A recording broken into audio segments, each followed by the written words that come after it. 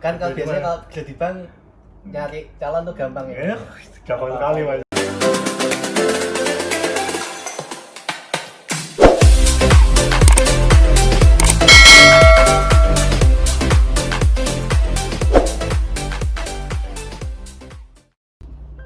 Assalamualaikum warahmatullahi wabarakatuh. Alhamdulillahirrahmanirrahim, teman-teman Dakwah Islam TV. Ya, kita sekarang kedatangan tamu yang Masya Allah istimewa sekali, yang mungkin nanti apa yang kita bahas, yang nanti disampaikan oleh beliau ini mungkin bisa berguna dan membuat inspirasi bagi teman-teman semua yang menonton video ini ya. Sebelumnya perkenalan dulu ya, kita kedatangan tamu ya. Beliau adalah bernama siapa Mas? Dikenalkan, silakan.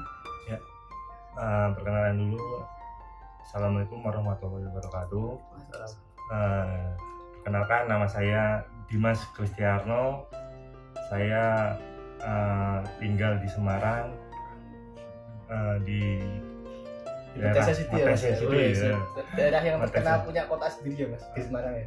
Pojok sendiri Ya. Kan tapi kotanya desanya tuh besar ya, kayak punya kota sendiri di kota Semarang gitu ya. Ya bisa gitu.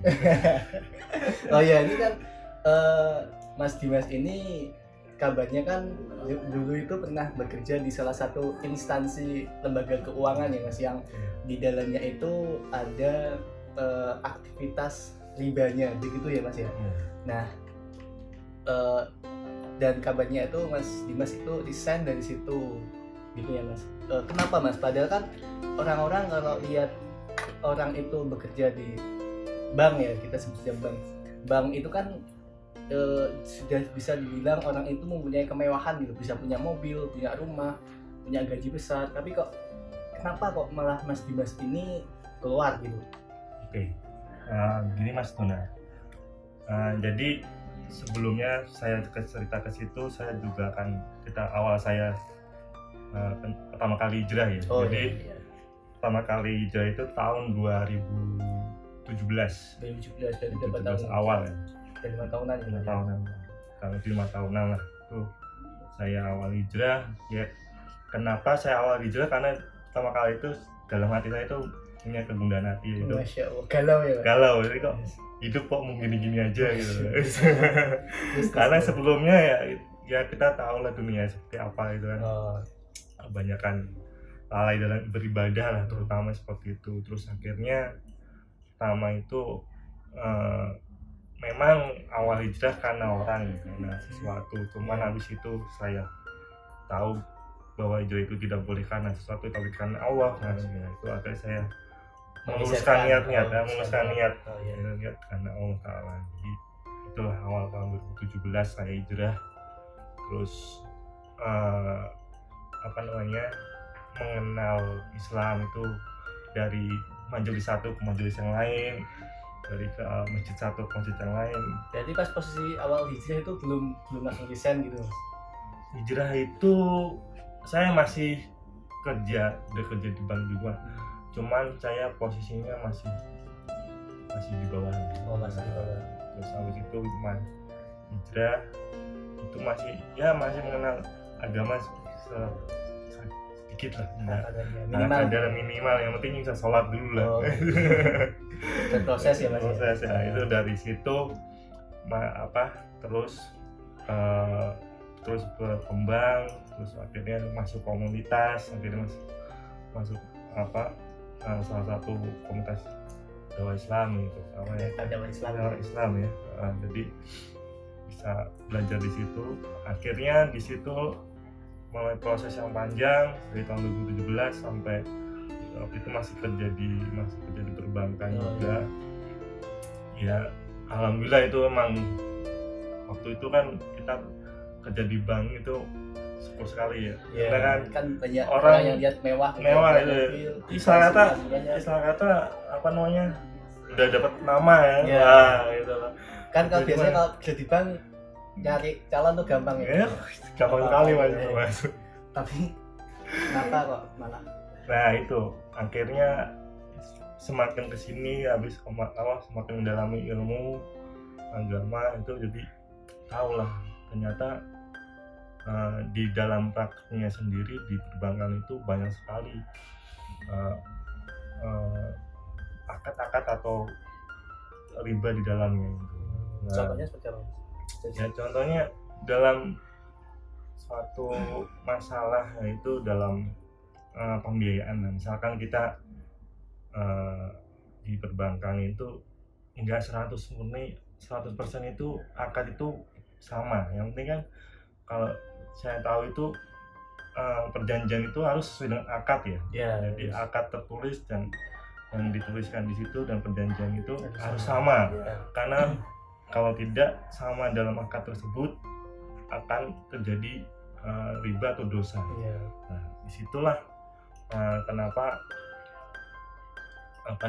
saya kurang serap juga di situ, karena ternyata permasalahannya akadnya pertamanya jual beli, tapi kok di situ ditulisnya bukan jadi jual beli lagi. Pembiayaan yang lain gitu loh. Gitu. Jadi bukan jual beli ya, jadi nggak sesuai dengan akad yang dituliskan. Gitu. Jadi disitulah akadnya kurang cocok buat saya. Akhirnya saya resign, saya berpikir lagi untuk menjauhi dosa riba ini. Masya Allah. Akhirnya dipertemukan dengan orang-orang yang solid di gerakan Amin. dakwah Islam Ya, ini ya Mas. betul. Dan Ya, jadi, bisa menjadi penguat ya. Wah, penguat itu penguat sekali itu. untuk Iya. berusaha keluar di jalan riba ini. Iya, Masya Allah. Nah, ini kan pasti ada pro dan kontra ya Mas ya. Apalagi di keluarga. Pasti ada kontranya kan. Ada misalnya bilang, kamu kok gaya itu apa ya, kemaki itu apa ya, kamu kok apa sih, kalau bahasa Indonesianya tuh sombong, belagu gitu, belagu sekali sih, udah kerja enak-enak kok malah resign, udah gaji besar kok malah resign. Itu sempat ada kontra nggak sama keluarga? Alhamdulillah Mas, untuk keluarga masih tidak begitu kan, maksudnya tidak bilang tadi gayamen gitu kan, atau kok belagu sih gitu. Nggak seperti itu, karena keluarga juga kalau menurut saya baik itu buat diri saya, silakan. Sedangkan kalau misalkan itu tidak baik buat kamu, tinggalkan aja, nggak apa-apa. Jadi keluarga mensupport ya,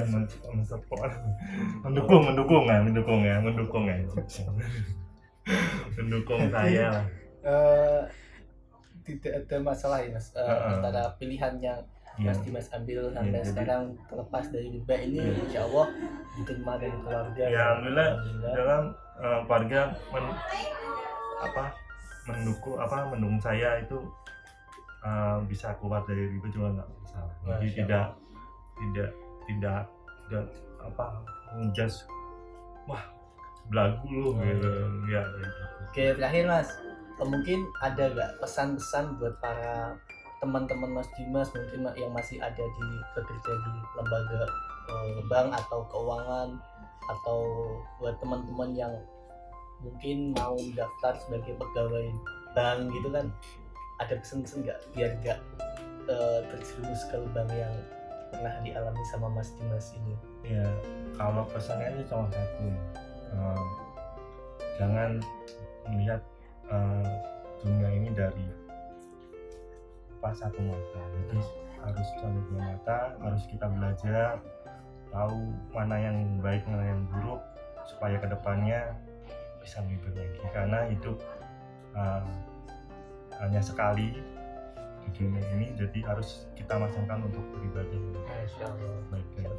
Berarti standar kebaikan dan keburukan juga kita tidak bisa mengukur dengan standar yang disampaikan oleh manusia ya. Karena kalau standar yang diberikan manusia antara kebaikan dan keburukan itu kan mesti punya standar sendiri-sendiri ya.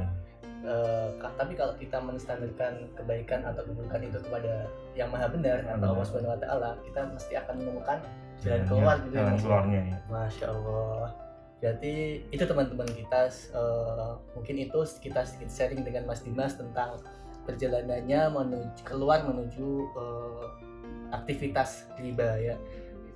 Baik teman-teman, kalau mungkin ada komentar ya teman-teman, ada kritik dan saran, silahkan berkomentar di kolom komentar di bawah ini ya, atau mungkin ada masukan bahasan tentang tema apa, teman-teman bisa memberikan komentar ya.